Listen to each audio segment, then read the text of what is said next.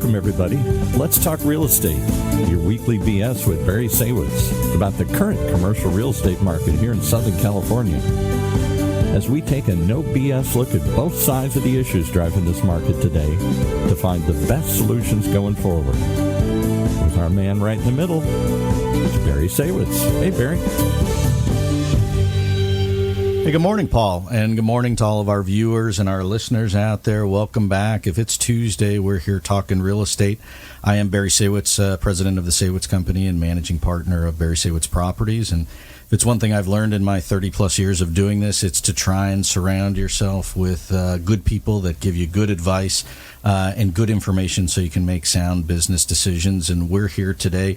We're going to talk a little real estate, a little law, a little politics. I'm excited about today's show, and I want to welcome our esteemed guest, Fred Whitaker, who is managing partner of Cummins & White Law Firm here in Newport Beach, and also dual title as chairman of the Republican Party of Orange County. So, Fred, welcome to the show. Thank you, Barry. I appreciate being on. Yeah, thanks for coming. So I want to dive into it. I got a million questions for you, and you wear two hats. But I want to start with you're a longtime resident of Orange County and longtime involved in business and law here, and you've seen a lot of changes over the years. I guess let's go back and rewind for a second. How did you get into the law side of things? And then I guess part two would be, how did that foray into the political side? Well, I'd always had an interest in the law, even in high school and college. And then I ended up going to Loyola Law School in Los Angeles. Yeah. I interviewed with firms that had both L.A. and Orange County offices. My fiance, who's my wife, she was from Orange County and didn't want to live in Los Angeles. And so in 1989, as I was interviewing, Cummins & White offered me a job as an associate. And so I've been affiliated with the firm or one of our clients the entire time. Yeah, so that's a long standing relationship, if you will, with the firm. I also moved to Orange County in 1989. I started in real estate in October. I think the market crashed November 1st, so I caught it right at the right time. But from a lawyer's perspective, a lot going on at the end of the 80s and into the 90s with a lot of development here in Orange County and really a lot of growth. Well, a lot of growth, and then the recession of 90 through 92 really ended up having a lot of workouts. And I actually developed some of my deal skills doing workouts. Yeah, I mean, a lot of stuff going on with the bank at that time. And then as we pulled out of that, going into the late 80s and into the, I'll call it the early 2000s with the .com stuff, really a lot of businesses coming to Orange County. For sure. Orange County really finds itself in terms of a business hub as opposed to a stopping point on the way to L.A., and you have a lot of companies that are actually headquartered here that are growing and hiring people and expanding. Then talk about how the market changes, I guess, from the 2000s up to the recession. Talk about that period of time, because there's growth and then all of a sudden it falls off a cliff. Yeah, so it's fascinating how the market always is changing around. So on the real estate side, I want to say in the early 2000s, most of my practice was working for new home builders. So we were out buying land, getting land entitled, and then flipping land sometimes to other merchant builders. And then all that came to a halt. And actually, that started coming to a halt in about 2007, right? Yep, because exactly. The land acquisition side is on the leading edge. Well, as that happened, you kind of have to look at your business as a lawyer, right? We're in business. Well, now that home builder side is going away, where do we go? Well, you know what? Operating companies were still doing really well.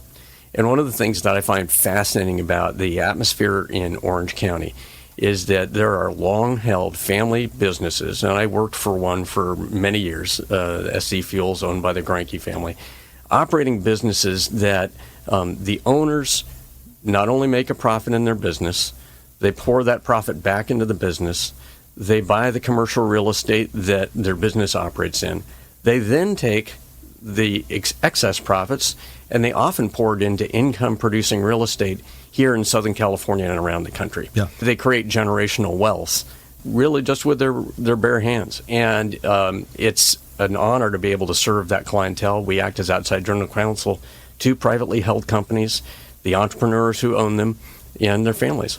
And so, and that still happens today, right? I mean, Yep. I guess plug for Cummins and White, right? It's a full service law firm. Correct. We're a full civil service firm, full service civil firm. So, everything I like to say from birth to death. So entity selection, formation, governance. Unlike a lot of mid-sized firms, we do finance opinions. Any business or real estate loan that's over $20 million today, the banks require a borrower's opinion of counsel. Right. Many small firms won't do that because of the perceived risk. We do because we've actually been with that owner all the way through. We've been doing all the entity work. And so we're very confident in issuing the authority enforceability opinions as they go and get their loans. And you guys do certainly all aspects of real estate and Yes. litigation as well. Exactly. We have full service litigation when our clients need to collect from a customer who hasn't paid them, when somebody's stolen their trade secrets, you name it, we can take care of a dispute. Great. And then you are the managing partner overseeing Yes. the operations of the firm. So in that role, I guess I'll fast forward a little bit. So we have the economic run-up prior to COVID where real estate values high, everything's perceivably going well, right? There's not much kinks in the armor, if you will. We Certainly had a not- great run from 2017 on. Right. Anybody who owned a home, their house was worth more. Anybody who invested in something, theoretically, it was worth more. Stock market up, all good stuff. And then, boom, COVID hits.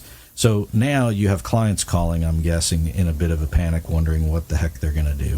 And then you have your own firm that has to deal with the challenges of just running a firm in COVID. Yeah, 2020 was an interesting year, a very, very challenging year for my clients as well as our law firm. Transaction volume pretty much died immediately, went away. Most of the consultation that we were doing with our clients was how to furlough employees properly, how to lay off employees properly, and then how to deal with all the federal lending systems, whether it was the EIDL loans or the PPP loans, advising our clients how to go through that. For the firm itself, we end up having to furlough 9 people. So 9 out of 40 full-time people, that's a lot. It's 25% of your and staff. so not only did we have to do that, but then we had to deal with everybody having to work remotely. Right. And I'm a little bit old school. I like walking down to somebody's office and saying, hey, we need to change this priority and start working on this for this client as opposed to that for that client. And then when now your only communication is on a Zoom or a phone call or an email, and sometimes that reaction back and forth is delayed, it's not as accountable, it's not as dynamic. And I just struggled with, are we serving the client as well when we're working remotely? Yeah. So as soon as we could, unlike a lot of the major firms, we brought everybody back into the office. And some people weren't exactly happy with that. They got used to working from home. And then we did, lose a couple people to firms that would let them work from home 100%. But we have a crew now that is all in the office, there to serve our clientele. And I think we perform better and work more collaboratively when we're in the office. Yeah, I agree 100%. And we had the same issues on our end. And the good news is you don't have to put a suit on during COVID because when you're walking around, there's nobody there if you do go to the office. But at the same time, the deal flow, the synergies, the personal interaction, I hope more people take that into consideration, which will help the real estate market and the office buildings and get them filled up. But today, it sounds like, and what we're hearing, I'm curious your thoughts, what you're hearing from your clients, the people that are requiring their employees to come back, they're doing it.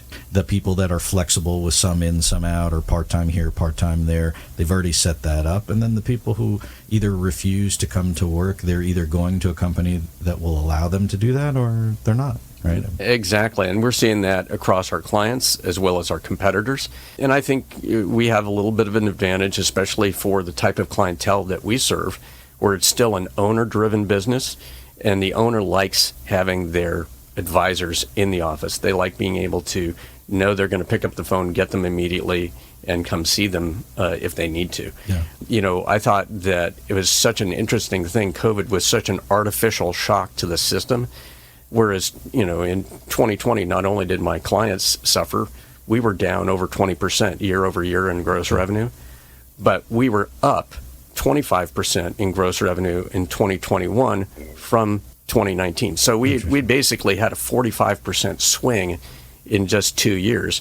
2021 was an amazing year of M&A activity, and I think it was largely driven not only by low interest rates staying in place, but just built up demand. All the deals that didn't happen in 20, they moved through to 21. And then 22 is a more normalized year. So let's fast forward to today, and we'll try and look ahead. What are you hearing and what are you seeing from the business clients that you do have in terms of their expectations for growth now that there's talk of recession, whether you're acknowledge you're in it, about to go in it, got one foot in it, you got stock market struggles, and then now you got much higher interest rates. What are you advising your clients, and then what are you hearing back from them? Well, certainly what I'm seeing with my clients, especially clients that have any exposure to manufacturing, and they've been the ones suffering over the last 2 years with the supply chain issues with component parts coming largely from Asia. Not only did they have a lot of excess freight costs, the shipping containers were 5 times the normal cost, air freight on things that had to come in. Well, because of the supply chain delay, almost every client I have who's in some sort of manufacturing, selling a widget of some sort, now has excess inventory because all that supply chain finally caught up. Excess inventory is cash sitting there that is not in your bank. Right. And so then that AR/AP spread has gotten larger, and now interest rates are higher. So the cost on your credit line until you can get that inventory sold through the system is higher. And so we're seeing really a pullback on my operating company clients in terms of, are they going to be in growth mode? They're not necessarily looking at acquisitions this year, maybe not even next year, because they've got to get their operational costs under control to be able to then reposition to grow again. Right. On the real estate side, we've seen, I think, just a historic repositioning over time. COVID really severely damaged the office market. And I think you can see even in the traditional office area like the airport area where rents really are kind of very stagnant and there's a lot of vacancy. You can see some more, I want to say, trendy places like the Spectrum where they seem to be recovering. Industrial is off the chart. It doesn't matter that Amazon seems to be laying off people. That last mile industrial distribution center, it is a hot commodity. Yeah, and vacancy is super low. Right? Vacancy is super low. And the other interesting thing is, I think COVID put the nail in the coffin for retail at the street that didn't have a specialty reason to be there. And so, what I'm seeing with my clients who've had, historic thing was to buy a strip mall shopping center as part of your portfolio. Right. My clients have been trying to get out of those and roll into multifamily or industrial, especially in other parts of the country where you can make an arbitrage on the cap rate. Yeah, no question. And so then the issue is, what do you do going forward? Do you continue to invest in Southern California where the returns are not so great, where it is a challenge to do business for many reasons and to own real estate and risk? At the same time, if I go someplace else, I get better cash on cash, but maybe that asset doesn't appreciate the same degree that it necessarily would here, and that's a balancing act of business plan. Absolutely. If you're looking to be a coupon clipper, you're going to other places, and if you're looking for appreciation because there's still 40 million people in California, and this is a tech hub, then you're still going to find the right type of asset class to be in California. Yeah. So I want to shift gears because I know we're going quick and we're going to run out of time, and I got a bunch of stuff I want to go over with you. I want to shift gears to the political side of things. So you're doing the lawyer thing. At what point do you decide, hey, I'm interested in politics, I want to get involved in politics? You've been involved with the Republican Party for a long time, but what made you get in the first place? Well, I got into politics when I was a kid with my parents. My parents were big Goldwater and Reagan people. I walked precincts with my dad when I was only 7 years old. My parents were very active, and my mom then got elected to the school board in Glendale, California. And that kind of inspired me. And so when I went to college at University of California at Berkeley, which is not a conservative place, no, not by any means. I became president of the College Republicans because I wanted to be part of the counterculture. Was that a smaller group of people than the opposite side, I assume? In one way, yes, and in one way, no. We had 220 paid members, so yes, compared to the overall left, we were small. But because the left split themselves up so many ways, we were actually the largest club on campus with paid membership. Interesting. Yeah. And that dynamic, I assume in concept at least, not that Berkeley is a representative example of the state or the world, but a lot of that holds true today if you compare Orange County against the entire state of California, right? Yeah, absolutely. Orange County is the counterculture. We still have a good business climate here. And, despite some of the purple races that we have, some where we lost a bunch in 18, but got some back in 2020, we still have the most intense Republican electorate in an urban area in the country. We control over 66% of all elected offices in Orange County, down to water boards and sanitation boards, and all the way up to congressional offices. And so the recent press that you would have over the last couple of election cycles where the premise is, hey, Orange County is really losing its Republican foothold and their seats going to the Democrats. Really not the case, but really just the message that gets sent out by the other side, I assume. Well, certainly they get to capitalize on having some wins in 2018. And I like to say that was the green wave rather than blue wave. They spent $100 million over 4 seats, where we only spent about $28 million. And if you're outspent 4 times to 1, in marketing, 27 impressions get you a buying decision. Right. When you're outspent that much, sometimes you get the buying decision, especially with an uninformed voter. One of the things that we found out of 2018 when we did after-action polling was that our voters, just on narrow losses, went with a different candidate in the congressional races. Still stuck with us on the gubernatorial race. John Cox, who didn't even get 40% statewide, won all 4 of those congressional seats we lost. Prop 6 to repeal the gas tax, which only got 40% statewide, won all 4 of those congressional seats we lost. So we knew that we had a message to those voters who split ticket. And in 2020, we were able to bring them back. And we got 2 seats back with Michelle Steele and Young Kim, held a bunch of other legislative seats, continued to win city council seats. And then as we built on that for 2022, we almost took out Katie Porter. Our margins for Michelle Steele and for Young Kim were better. And even though Democrats outnumber Republicans by registration, in 2022, we turned out 30,000 more Republicans than Democrats in the overall election. In the election. It seems to me like the Republicans are better at actually turning out the vote than the Democrats, and even though there's a bunch of people out there, Well, when the Democrats are doing illegal ballot harvesting, they're better, but that's a whole nother show, right? And so in terms of the wave over the past few years, what is the strategy of the Republican Party in general as far as maintaining and continuing to gain ground here, and then also parlay that into what happens in Sacramento or in Washington? Well, we first start on the ground here, right? We have to be connected with our voters and connected with those people who are center-right but still in the middle. We have often found that our best success is when we're focusing on the local issues that matter to people, not so much what's going on in Washington. Because when we're focused on the issues like crime, homelessness, education, we win going away. Sometimes when you get into some of the battles that are in Washington, and they're very important, and they're important to a good swath of our voters and voters nationwide, people here can feel disconnected because California is so blue overall. They don't feel like we have a big influence on that. So if we just focus on our local issues and win the races, guess what? When you take 2 congressional seats, and then, they picked up the Duarte in California, we picked up the Duarte seat, we have the Mike Garcia seat, all that actually then helps the national, right? Because the road to the majority came through seats in blue California that were picked up. And the way that we picked up those seats is we focused, whether it was here in Orange County or up in the Central Valley, we focused on local issues for people. Yeah, and it seems like if you build and you take one step at a time as opposed to trying to solve everything in one shot. Over 25 years ago, we had a governor, we had constitutional officers, and we had a majority in the state assembly. 1996, we had all of those things. It took you 25 years to kind of get to this point.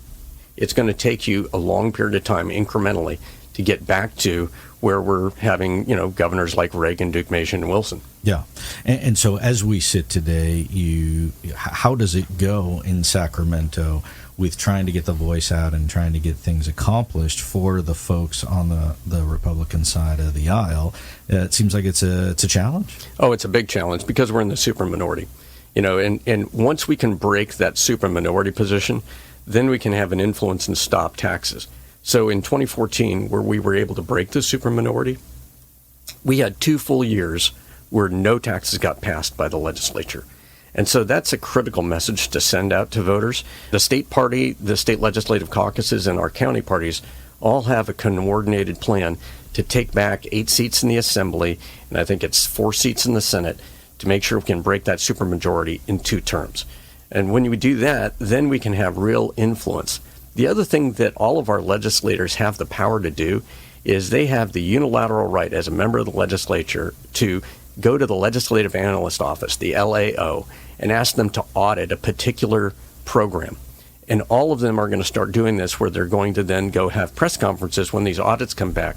Because as you know, when we have $1 billion in EDD fraud, when we have a train to nowhere, go on and on and on, how about all the billions of dollars of bond for water systems and reservoirs that have never been built?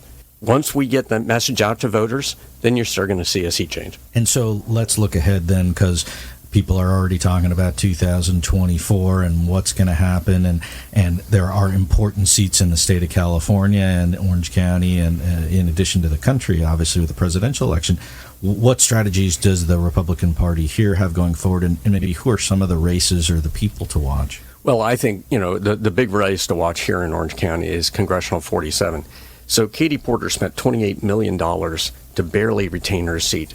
She didn't win it, and less than a month later, she announced she was running for the U.S. Senate. Yeah. That leaves that seat as an open seat. And I understand why Katie Porter did that. She'd have to raise $28 million every time to try and keep the seat. $28 million, she can win a six-year seat in the U.S. Senate. Scott Baugh had, not only good grassroots, but great fundraising ability. He has already gotten our endorsement from the party to do it again. You're not seeing any other Republican challengers. The Democrats are having fratricide right now. They've got David Min. They've got Cotty Petrie Norris making calls. They've got an environmental activist for Laguna Beach who's in the race. Right. You got Harley Ruda, who always resented that his seat was taken away from him. So we're going to be focused on one candidate in a district that's dead even between Republicans and Democrats, who's got good fundraising ability, good grassroots ability, and they're going to have a split ticket. So for us in Orange County, that's the seat. That's a key one. That's the seat to watch. watch. And Scott was so close this last time. Absolutely. Hopefully he gets over the edge this next time and success. Right? I really believe he will. Yeah, I hope so. And then you talk about the Feinstein seat, right? And so obviously that's a law. She's been there for since 92, right? 1992. So, and so there'll be, I guess, change there, but in a mostly Democratic state, you would think that the edge would go to Democrat for that seat. I think on the statewide, the edge is to the Democrats, unless we have a celebrity candidate who decides to get in and people are, put out enough with what the Biden administration's doing. So, my focus is really going to be what's going on in Orange County. And, one of the great things about being in Orange County, because we are so critical to the fundraising ability of any candidate, and we are something that's you might find interesting, or the listeners might find interesting, is that the Republican and the Democrat presidential primary have been pulled forward for 2024 to March instead of June, so that it's on Super Tuesday. People may not think California is a Republican state, but we're the largest state in the nation. We have more Republicans than any other state in the nation. We have more delegates to the Republican National Convention than any state in the nation. So you're going to see everybody who wants the Republican nomination and everybody who wants to see the Democrat nomination coming into California. But more importantly, on my side of the aisle, you're going to see every one of them coming into Orange County. And early, right? And early, right. And so speaking of that, I mean, you have functions, events, fundraising, awareness, all kinds of things that the Republican Party puts on. I guess I have 2 questions for you. The first is, for someone who wants to get involved with the party, how can they, without writing a big check, if they want to help, if they want to get involved? Yeah, first thing is just go on your internet, www.ocgop.org, and our calendar of events is right there. And, we have a monthly Central Committee meeting that is free and open to guests. In March, we have former Arkansas Governor Asa Hutchinson at that Central Committee meeting. In April, we have Steve Hilton from Fox News at that Central Committee meeting. We have lots of other events, trainings, things that you can do to even get involved in just contacting voters in your neighborhood. We have a very easy-to-use app. It's not like walking precincts in the old days where you had pieces of paper and you had to make marks on the paper and everything. It's just pushing a button on an app, and you go, oh, I'm supposed to go to this house and talk to this person. It makes it very, very easy to be involved. And then, we have, and I'm very pleased to say that on Sunday night, March 5th, it is sold out. We have Governor Ron DeSantis here in Orange County raising money for the Republican Party of Orange County, our largest attendance and our largest fundraising event ever. Yeah, and it's exciting because he's at the forefront of the presidential campaign. I guess hasn't fully announced, but we'll see how it goes here in the next couple of months. But with President Trump coming when he was in office, and now with Governor DeSantis, you really got high profile, really. Orange County is a place that I think Republican candidates nationwide want to come to. Yeah, we're expecting to see everybody come through Orange County over the next 5 to 6 months. With the primary being in March. Filing for that primary closes the first week of December. It opens in November, right before Thanksgiving. So I don't care whether it's a candidate for Orange County Supervisor. I don't care whether it's President of the United States. They have to get all of their paperwork in and get on the ballot in the November to first week of December timeframe of this year. And you'll blink and you'll be there. Yeah. Right? I mean, it's coming up. And so I think also as time goes on, you'll start to see just the average person in the news. People already talk about it, but it'll raise the bar in terms of taking over what's going on. I want to ask you real quick, we only have a few minutes left, in terms of the economy as a whole, which obviously impacts the political side of things and certainly just impacts the average person on a daily basis. Where do you see the economy going, and what are the challenges that we have for at least the remainder of the year? I mean, is it interest rates? Is it inflation? Is it recession? It's all three. I mean, interest rates are hitting consumers who unfortunately are back to borrowing at high rates. Interest rates are hitting businesses on that ARPAP spread that we talked about earlier. Inflation, the interest rates are up because there is real inflation. The excess amount of money that went into the system in COVID. Then you add in the supply chain inflation. I'm not sure the government has all the right tools to be able to control it, but they're using the one tool they have. The only tool they really have are interest rates. And so both inflation and interest rates are significant problems. I don't know about your business, but in our business, it's been much more expensive to hire good people and to get them to come into the office. And then, certainly because of that, people are starting to slow down their investment in things. They're slowing down their spending on things. And so then that, makes you think, all right, our end of third quarter, fourth quarter, are we going to be in a recession if we're not already partially there? And then sometimes it becomes a self-fulfilling prophecy. People anticipate it, they hunker back. And so I think all three of those things are going to play a big, big role, not only in business, but in politics for 2024, because people don't like having inflation, recession, and high interest rates. They're going to want to change. Yeah, no, there's no question, and we already see it in our own tenants and our own clients that we have impacting how they're reacting on a daily basis. You have less transaction volume in the real estate market because of the run-up in the interest rates.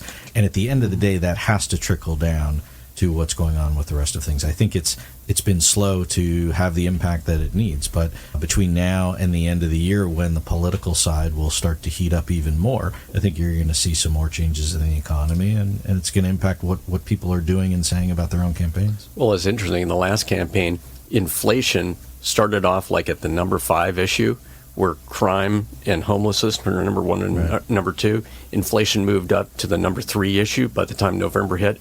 I think by the time we have 2024, inflation will be number 1 and crime and homelessness will be number 2. And crime and homelessness haven't really been solved dramatically either while there's been steps taken. Right. There's still real issues and still have to get addressed. Absolutely. Which is probably a whole nother show. But we are out of time. I really appreciate you coming on and sharing your thoughts both on the business side and on the political side. How can people reach you at Cummins & White in terms of the website that you have there? Yeah, so it's www.cumminsandwhite, all spelled out, no ampersand, www.cumminsandwhite.com. And I'm F. Whitaker at cwlawyers.com.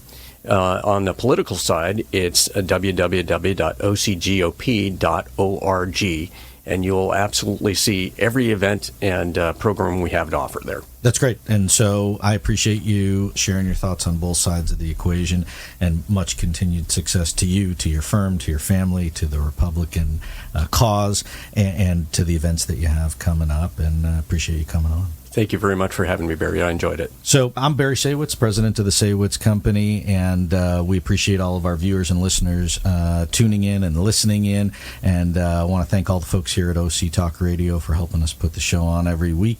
If it's Tuesday, we're talking real estate. We'll see you back here again next week, and thanks for tuning in.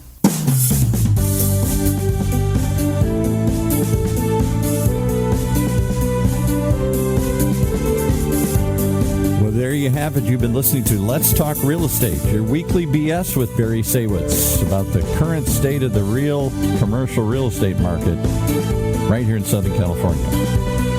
On Orange County's only community radio station, OC Talk Radio, streaming live from our studio here at the University of California Irvine's Beale Applied Innovation Center.